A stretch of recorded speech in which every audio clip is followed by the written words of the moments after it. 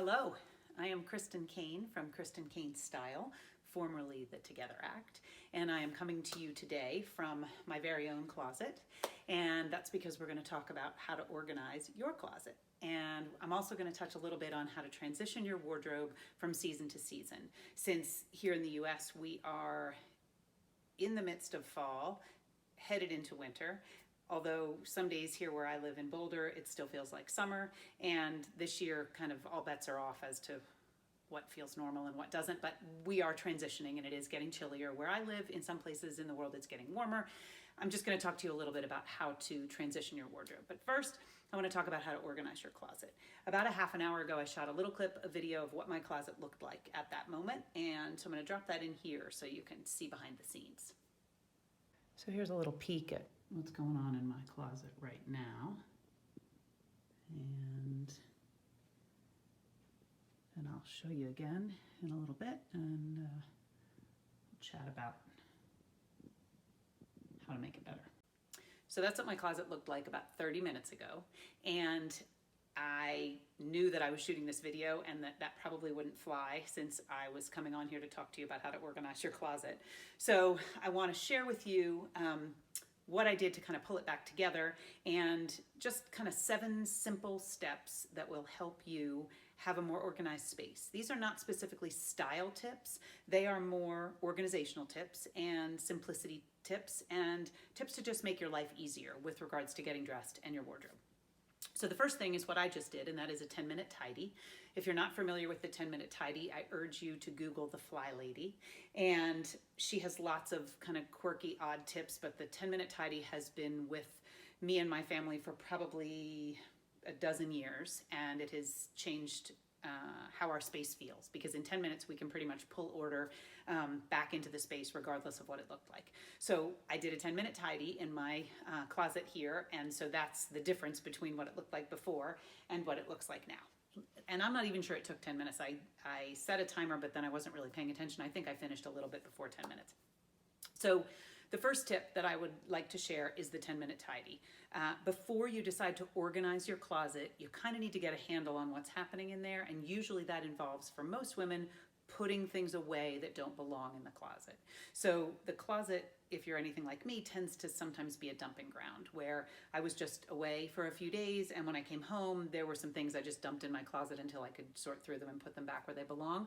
So the first step in organizing your closet is to do a 10-minute tidy and put away anything that doesn't belong. I am a firm believer that the only things we should have in our closets are things that we use to get dressed. Now, you will see behind me that there are some sheets and some towels. So I do make exceptions to this rule. In my house, the closet is through the bathroom from my bedroom. And so I have just found that it's easiest to have a couple of towels and a change of sheets right here in my closet instead of having to go out into the hall to the linen closet. Otherwise, I really believe, and my yoga mat is tucked back in here, but otherwise I really believe that what's in our closet should really be what we use to get dressed. So that's first. 10-minute tidy, spend some time getting rid of the things that don't belong. I have been in so many closets over the years working with women where there's gift wrap stored there, and there's sporting equipment stored there, and maybe holiday gifts that they're trying to hide from their kids, which I totally understand. I did that too. And sometimes the owner's bedroom is off of the kitchen, so I've seen kitchen overflow, like backstock beans and ketchup and that sort of thing. I get that. If that's something that has to happen in your closet, then I suggest you create one space for that. Corral it all into one space so that you don't have things that don't belong mixed in with what you're trying to use to get dressed. The next tip number 2, would be know your style. Before you organize your closet, you really need to know what you want to look like. So this is kind of my favorite part, but it's sometimes a little scary for some of my clients and the women that I work with. You need to know who you want to be. Who do you want to present yourself as? Who is she? Who is that ideal future you? And only once you determine that can you really organize your closet in a way that supports the person you want to be and how you want to show up. Tip number 3 is to purge first. This is another spot where women seem to get really hung up. They want to buy all the pretty bins and buy all the things to organize before they get rid of what they're not wearing and won't ever wear and isn't working for them. So I urge you to purge first. Go in and get really intentional about the things you won't ever wear again, things that don't fit, things that are stained, things that need repair. Get them out of your closet. Fix them if you need to, otherwise just get rid of them. And that will make it easier to know what you're organizing, because you could buy a whole lot of bins and then purge and realize you don't need all the bins because you've gotten rid of the things you thought you were going to store in the bins. I will say something about having wardrobes of different sizes. This comes up a lot when I work with clients. Totally understandable. We have babies, our bodies change for a whole bunch of different reasons, and we hang on to pieces that maybe don't fit right this minute, but we're hoping will fit again later. My pretty hard and fast rule about that is I have no problem if you keep the pieces. If that's really what you want to do, get them out of your closet. What's in your closet should fit your now body. It should fit the body that you have right this minute. Because if the things in your closet don't quite fit, it's constantly a mental reminder that you're not where you want to be, and that is no way to start or finish the day. So get the pieces out of your closet that you are holding on to in hopes that they'll fit after you change sizes or when something shifts. Get them out of your closet. I promise it will feel better to not have to look at those reminders every day. Number 4. This one has nothing really to do with style, but it is change your light bulbs to the brightest bulb that your fixture will hold. So in addition to that, I also like to encourage clients to use a higher Kelvin bulb. So Kelvin is the scale, I believe, that has to do with the color of the light, the warmth of the light. And so 2,000 to 3,000 is usually a warmer light, which is really appealing and looks nice on our skin and all of that, but it's not as great for showing the colors in their true version. And so if you can bump the bulb up to a 4,000 or 5,000 Kelvin bulb, somewhere in there, the light will be cooler and whiter, and it will make it easier to get dressed and then walk out into daylight and have your outfit still work. Because if you get dressed in a closet where the light is warmer, it sometimes is hard to tell if things match, and then you get out in bright sunlight and you're like, whoa, I thought these went together, and they really don't. So it's a simple fix. Just switch to a whiter bulb, a cooler bulb versus a warmer bulb. It will take maybe a day or two to get used to because it'll feel a little awkward, but it will give you a truer light, and it will make your clothes look more like the color they'll look when you're outside of your closet. This next tip is, I'm a real stickler for this one because I think it just makes the whole process of getting dressed easier. Tip number 5 is to get all of your clothing into your closet. And I have so many women who over the years have said, but I can't, Kristen, my dresser is this beautiful piece out in my bedroom and there's no way that I can move it into my closet. I don't have space. You can see that I have tucked in my dresser into my closet because I have found that this really works best for me. In the event that it's not something you're interested in, or you don't feel like you want to try it, or you don't have room for it, no problem.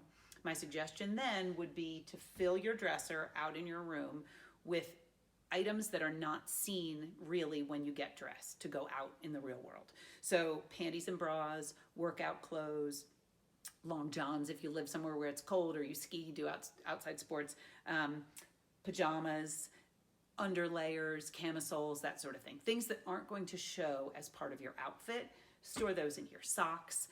Then it doesn't matter if you can't see them because you're not trying to use them to make an outfit.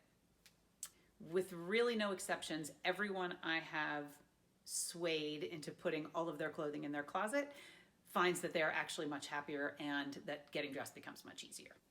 And tip number 6 is matching hangers. I'm a stickler for this also. This is really one of those things that is game-changing. If you do nothing else that I talk about today, if you change your hangers, it will change your space. So the first type of hanger that is sort of the entry-level, easiest hanger. You can buy it at Target, you can buy it at the dollar store, you can buy them online. They are plastic tube hangers. They come usually about 10 to 20 for a couple dollars. They're not the best for taking care of the shoulder of a garment, and they're definitely, a little bit cheap, but if you change all of your hangers just to this so that they all match one color, it will make a difference in the way your wardrobe looks. If you want to go a little further, I would suggest doing a flocked hanger. So these are available everywhere now. Joy Mangiano is the originator of these, and hers are still some of the best because they don't break. They're not flimsy, but you can buy them everywhere, from Home Goods to Target, online. Home Shopping Network, you can find these flocked hangers. They come in two ways, which now I don't know if I can find the other way. Okay, they come like this. So they come just as a blouse hanger with no bar underneath. And they come with the bar underneath so that you could drape a pair of pants over them. I use both. I find that the shoulder is much nicer on a knit garment or on a blouse, that you don't get that pokey bump there. Again, use all one color. They come in pretty much every color of the rainbow. Just buy enough that you can have all one color and have the hardware all be the same color, because sometimes now they've gotten a little fancy and they can be rose gold or silver or gold. It just is going to make it more streamlined if they're all the same. And then the next type of hanger would be wooden. And I am in the process of transitioning into wooden hangers because I am using it as an accountability tool to have fewer pieces in my closet. So the beautiful thing about these hangers is that they take up no space. So you will find if you change to the flocked hangers that all of a sudden you can fit way more stuff in your closet because they have such a slim line. I don't really want to be able to fit more things in my closet. So I like the look of wood. So these are from IKEA. I want to say they're about 8 hangers for $5. And they do have the bar underneath and the little notch if you wanted to hang a camisole. I found that they've been pretty good on the shoulder. I haven't had any trouble with bumps. And I am in the process of switching them over. I would like to say I haven't had time, but considering that this is quarantine, I've had plenty of time. I just haven't done it. So you can see I put my blazers on those hangers already. They're nice and sturdy. They're pretty. I believe they also come in just a wood tone. So I'm in the process of that.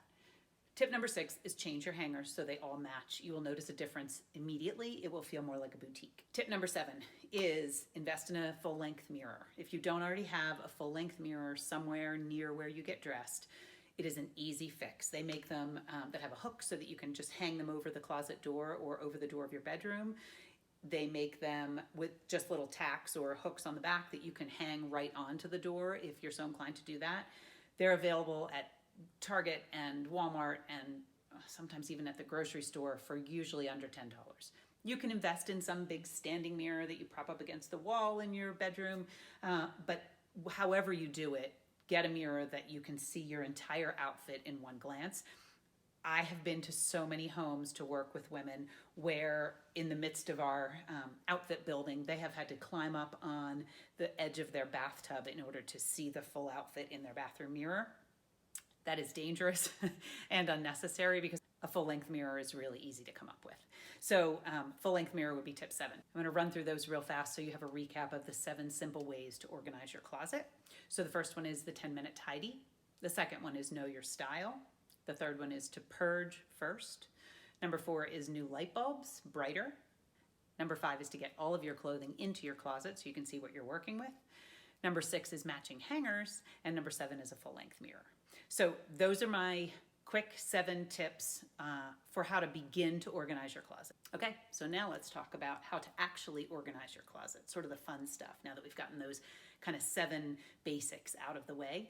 So we've talked about matching hangers, so make sure the hangers match. And now next, with regards to the hangers, you want them all facing the same way. You want the hangers facing the same way so that all of the hooks are facing the same way. And you also want the garments facing the same way. And this is something that can be personal preference. The rule of thumb is if you're left-handed, the garments should be facing the right. So the openings of the clothing, the buttons and the zipper, whatever, if you will, should be facing to the right because you're going to use your left hand to kind of pull through. I am an odd lefty because while I'm not ambidextrous with regards to my writing or that sort of thing, I do almost everything right-handed with the exception of eating and writing. So I use regular scissors, I turn a cartwheel right-handed, not that I've done that in a long time, but I use my right hand more like a righty than a lefty. So I kind of have a mix. I usually stand about here as I'm choosing an outfit. So I have half of my closet facing in this way and half of my closet facing in this way. I could just as easily flip these to go the other way, but for right now, the graphics or the zipper, the buttons, they are all facing the middle so that both sides, I can see at a glance what the piece looks like. To me, if these were turned around this way, I don't know, it would be a little more difficult. Again, it's a personal preference thing. The bottom line is you want everything to go the same direction, just like you would see in a store. I am for 1 second going to talk about the hanger tops, the hooks, if you will. So there is a technique out there to see how much of your clothing you actually wear, where you start with all of the hooks turned one way. So in this case, you could start with all the hooks turned toward the back. And then as you wear a garment, you turn the hook the other way. So that over time, let's say a month, 2 months, you get a pretty good idea of what pieces you've worn and what pieces you haven't worn. Because the pieces you've worn, you would put back with the hanger going the opposite direction. And the pieces that you have not yet worn would remain the same way. So the original way. So some people enjoy that. I have a method that I actually like better, but we're not going to get into that today. This one works if you want to try getting a handle on how much of your clothing you actually wear, which should be a lot, because if you did what we talked about in the first 7 steps, purging was one of those. So you should have gotten out the pieces that you're not wearing. So hangers all facing the same way. The next thing I want to talk about is shoes. I happen to keep my shoes in my bedroom closet. Some people are real sticklers for not having shoes anywhere in the living space. We really don't wear shoes in our home. In fact, I'm barefoot right now, but I do keep most of my shoes that I wear as part of an outfit to a client's house or to work at Anthropologie or out for lunch with friends or to the grocery store. Most of my shoes stay in my closet. The exceptions would be my running shoes. They stay downstairs in the front hall closet. My Converse that I wear everywhere. Actually, they're the grocery store shoes, so they are downstairs. My big winter boots, flip-flops, those are all downstairs in the front hall closet. What's up here are more the shoes that I wear as part of an outfit. So, you know, booties, this kind of thing. You can see up here I've tucked away more wintry shoes just in a couple little boxes. I am not a crazy shoe horse. I really only like having what I need, and I'm pretty picky about shoes. I have a big foot and I only wear comfortable shoes. I like good shoes with like a menswear twist. So I don't have tons of shoes. If you have tons of shoes, you might need to come up with a different storage solution. Mine are just on a shelf, a little open shelf from Target that has 2 different shelves, and so I just line them up in there. I take them out of the shoe box again so that I can see them. Remember, we brought everything into the closet so we can see what we're working with. If I don't have my shoes out, I can't see what I'm choosing when I'm ready to make an outfit. I do have clients who choose to put all of their shoes in these plastic shoe boxes. They are not crazy expensive. I don't love that they're plastic, but they do work, and they're functional from a standpoint that you can see into them. The other trick is to take a photo, a Polaroid or a photo, and get it printed of what shoes are in the box, and then just kind of tape it to the front of the box so that you can see, if you choose to keep your shoes in the box, you can see what you've got. So that's shoes. I keep mine mostly in my closet so that I can see my outfit when I'm getting dressed for the day. I usually take them off downstairs before I come back upstairs and then just tuck them back on the shelf in my closet. The next thing is pants. So I don't wear a lot of pants other than jeans. So my pants are hanging just over the bar of my hanger. Some people choose to do a pinchy hanger, which I'm not even sure I have because I don't really wear skirts. So this kind of hanger does come with sort of an add-on clip. You can buy the clips by the pack and they just attach here, and then you could clip a pair of pants hanging long or a skirt hanging long to these. You can also buy sort of the plastic ones that you would see in a store that are just kind of a clear or a black plastic with the metal hook, and then they have the 2 pinchy grippies on each end. I'm not using very technical terms, but I think you know what I mean. So it's really a matter of preference. I choose to just keep the couple pairs of pants that I have hanging. I have one skirt, same thing. It happens to have loops on it, so I hang it like this. I could get the pinchy hangers and hang it there. You may also certainly fold pants if that would be easier for you. You can hang them long ways. Like I said, some people I know hang them, you know, more lengthwise, the way kind of men's pants would be in the store. It's really up to you. And in some cases, it's a matter of how you feel about wrinkles. If you fold up pants, you're going to get creases where you fold them. If you fold them in half this way, they're less likely to crease or to wrinkle so that they don't feel good when you put them on. But it's really a matter of preference. The next thing I'll talk about organizing is denim. So I'm a huge fan of blue jeans. I wear a lot of blue jeans. In this bin is where I keep my jeans. So I should rephrase that. I don't wear a lot of blue jeans. I wear blue jeans often. This is the extent of my denim. So I have, a few pairs of jeans, but I certainly know that some women have 20, 30 pairs of jeans. I do not. I have what I love, and in the event that I were to need another pair, I would find them, but this works for me, this assortment. So I have white. I don't wear them that often, but I do like to have them occasionally to put on. I have a pair of gray and I have a pair of black. Incidentally, both of these were purchased secondhand, so I'm a firm believer that you can find great denim secondhand.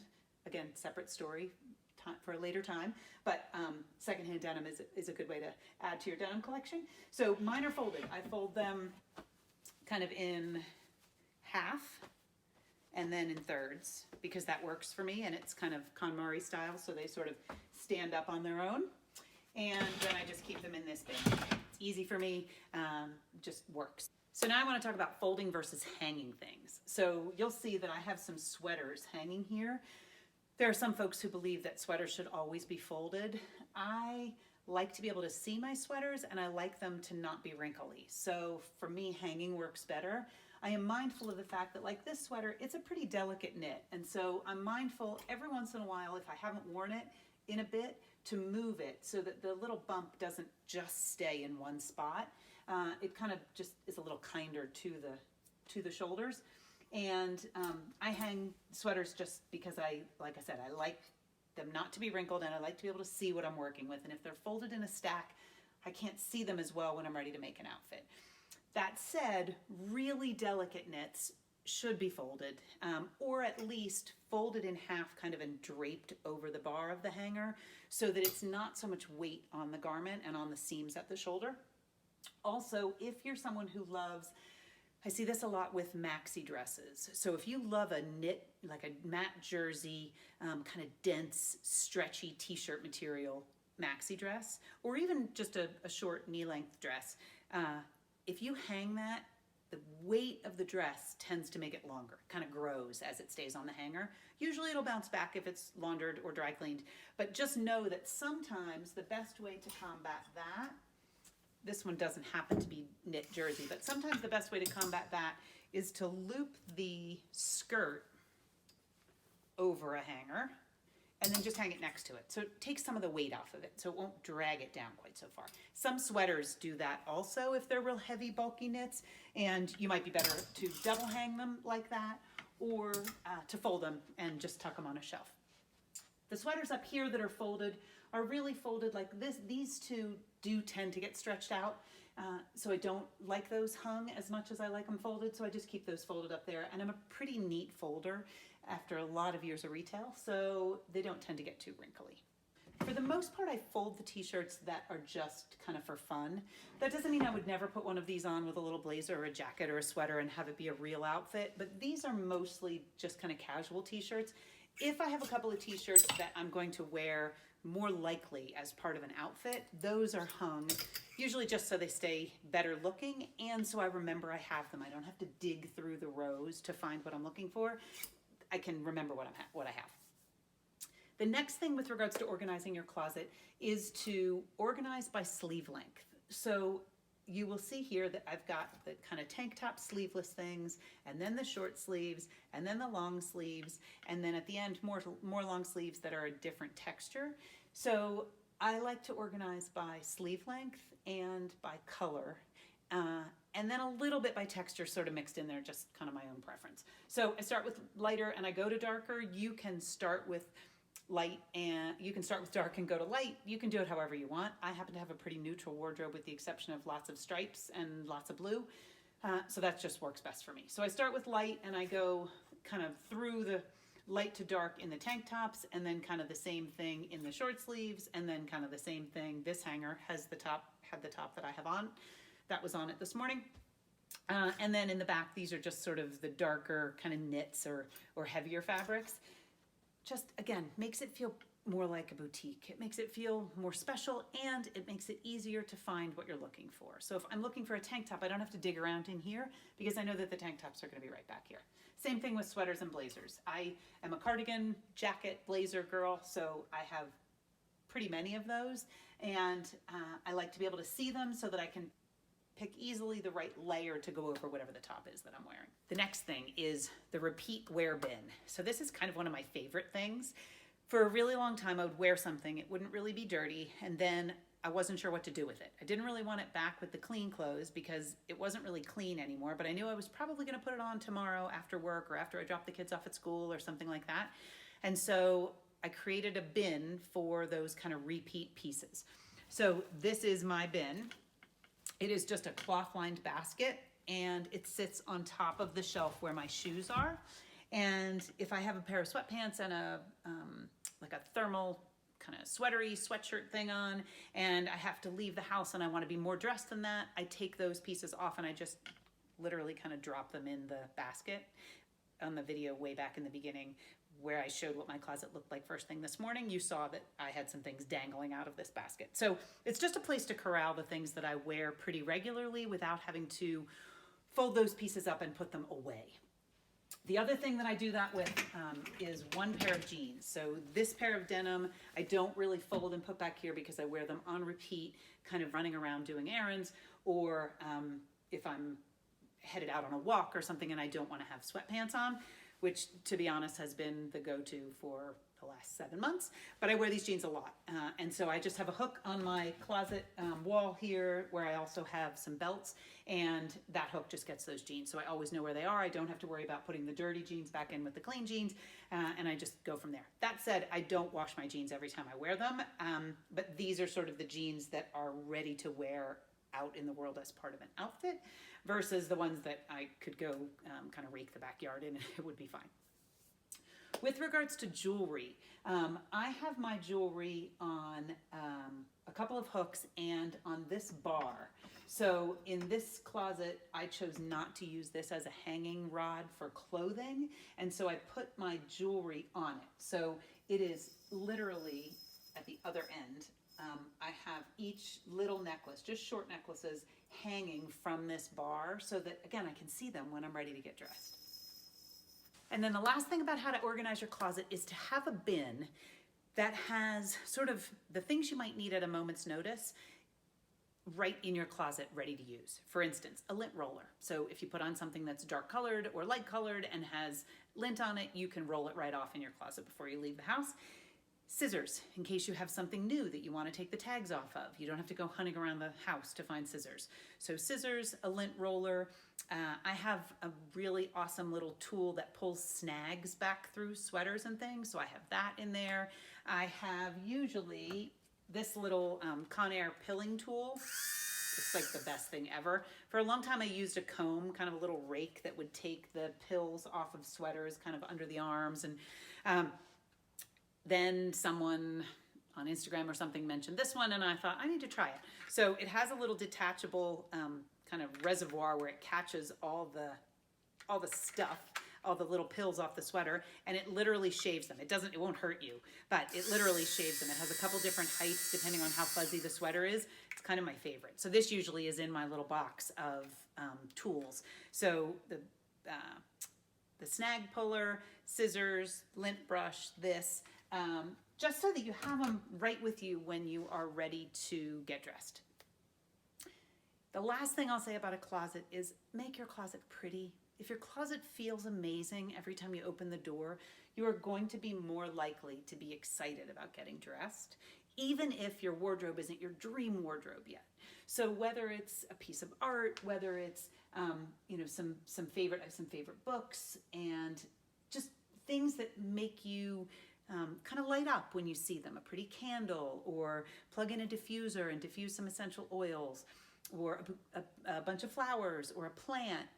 Put some things in your closet that make you feel like you're walking into a really well-curated store, because then it's going to be more fun to get dressed. Okay, so I wanted to make sure you could see what I meant about the jeans. So the extra jeans hang here, along with some belts. And then there are some necklaces on hooks, and some necklaces on that bar. And then a photo, a candle, a little mug, some books, little jewelry box that has some keepsakes in it, another little picture, just to make it feel like a boutique. here is my shoe shelf. So this is where I keep my shoes that are in my closet. As you can see, I do not have very many. There were also those couple pair up there on the shelf. And then this is the bin where I keep the clothing that I am wearing.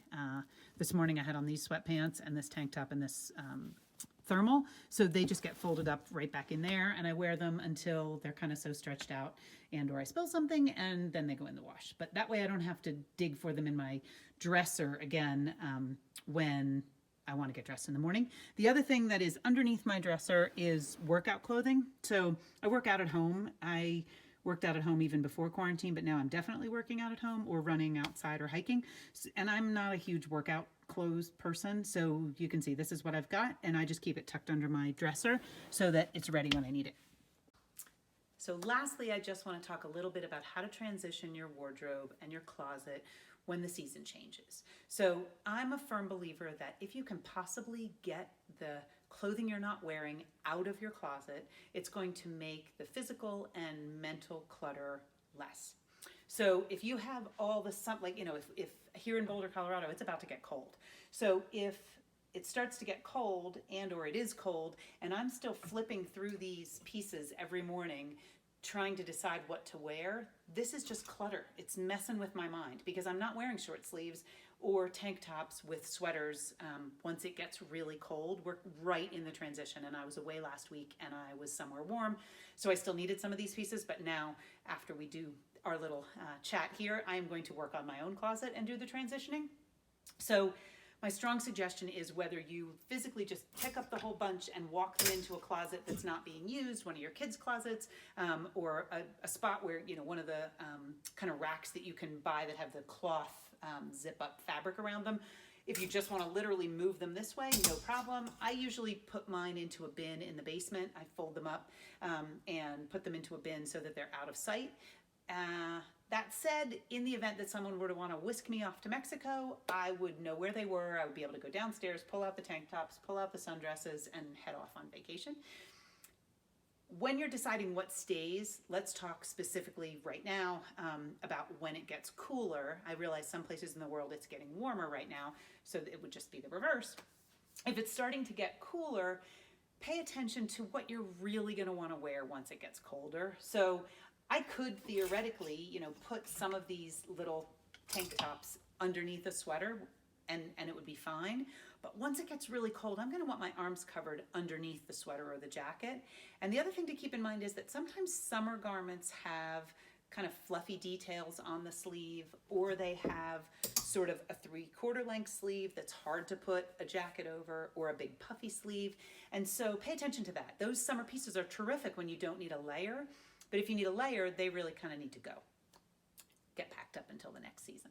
So when you're transitioning, I like to make sure everything's clean. So whether you launder it at home or take it to the dry cleaner, I like to make sure that before you pack it away, it's clean. Because what happens is if there's some sort of a stain on it, it usually has a lot of time to fester in the box or in the other closet. And when you pull it out to wear it the next time, it's either yellowed or just looks a little funky and it's harder to get out if it's even possible to get it out. So you want to have it clean before you put it away. When I decide what I'm taking out of my closet, it's usually things that look and feel to me like summer. So this is a great dress, and for a while it could get a denim jacket over it. If it were a different color, it could even get a leather jacket over it and probably be worn into the next season a little further. But it is kind of gauzy and it is bright orangey red, and so I probably will not wear this again until next spring or summer. So this is going to go when it's time for me to change my closet. So anything, you can tell I don't have a whole lot of bright. That's really kind of it. But anything that feels more like a summery color or fabric or pattern, I usually pull out.